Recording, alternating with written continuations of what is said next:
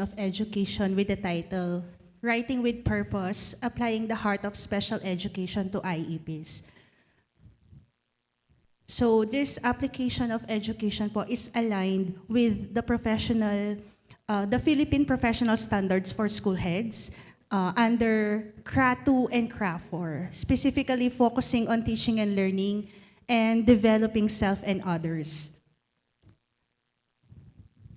Ayan po. So, I think this has a personal touch kung bakit ito po ang aking pursue because I am very closely related to special education because my bachelor's and my master's degree is in special education po.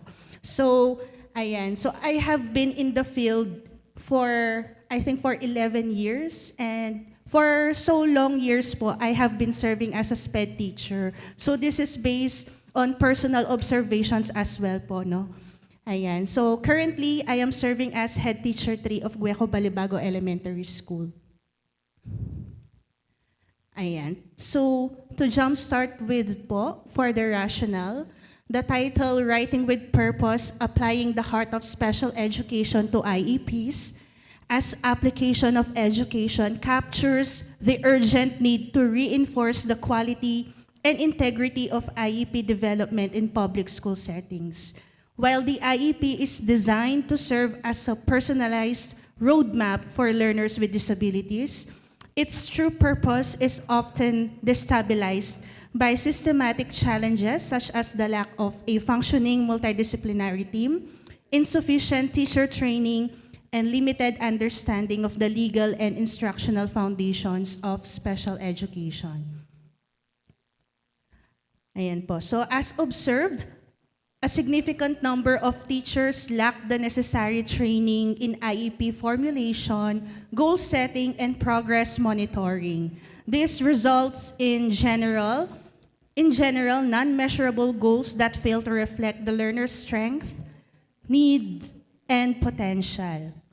Ayan po. So this application of education seeks to address these critical gaps by reinforcing the foundational principles of special education, equity, inclusion, individualization, and applying them in the context of purposeful, learner-centered IEP writing.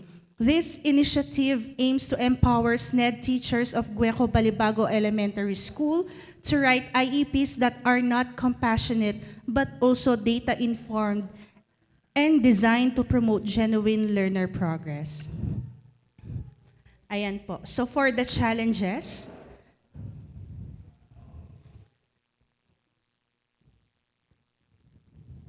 ayan po. So for the challenges, no, there is limited training. Many teachers face significant gaps in training for IEP development, leading to ineffective implementation of individualized plans that fail to meet students' diverse needs. Also, multidisciplinary teams are not present in our SDO, so that hinders collaboration among professionals, limiting the effectiveness of IEPs in supporting student growth and engagement in inclusive educational settings. For the description of the concept, skills processes from the higher education to apply. Higher education equips aspiring teachers with essential competencies for developing effective IEPs. So one of these key abilities is crafting SMART goals, objectives that are specific, measurable, achievable, relevant, and time-bound, aligned in the learner's current performance levels across areas of development. While many public schools in SDO Angeles City face limitations due to the lack of an active multidisciplinary team, higher education programs stress the significance of shared planning in creating learner-centered IEPs. Teachers must learn how to work effectively with families, professionals, and other stakeholders to create comprehensive and inclusive plans. In this slide, the concepts, skills, and practices gained from this core subject equip SNED teachers to approach IEP writing with intentionality, empathy, and precision. These capabilities are vital in overcoming challenges commonly seen, especially in public schools, such as limited professional development, insufficient team collaboration, and the tendency to treat IEPs as mere formalities. Applying this in GBES, SNED teachers can turn IEPs into meaningful tools that promote inclusion and support each learner's growth.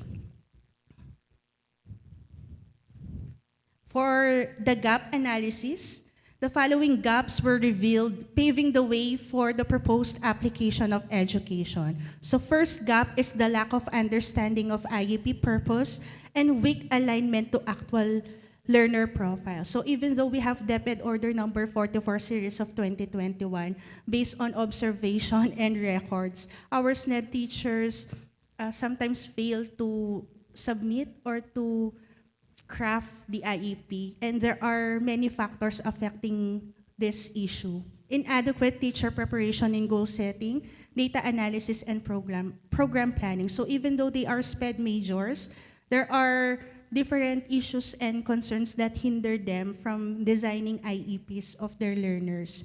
And the third one is the lack of systems or practices that promote team-based planning and decision-making. So this also affects the management po, no? So yung pag-check ng IEP, since it is not really required among SNED teachers, parang it is taken for granted. So I'm sharing this with one of my conversation with one of the SNED teachers. So I've asked, do you feel adequately trained and prepared in writing IEPs? And this is one of the answers of the SPED teacher po, no? My training and preparation to handle learners with disabilities are a work in progress. While I possess a foundational understanding of diverse learning needs and inclusive teaching strategies, I frequently encounter situations where my existing knowledge feels insufficient. Even the writing of IEP ay napakahirap. Sa dami ng batang hinahandle namin and walang multidisciplinary team, mahirap siyang i-craft. Binibigay namin yung kaya namin sa bata, pero I believe we can give more if ma-equip kami ng more skills sa pagsulat. Ayan. So the objectives of this application of education are as follows. First, enhance the skills of SNED teachers in crafting and designing IEPs.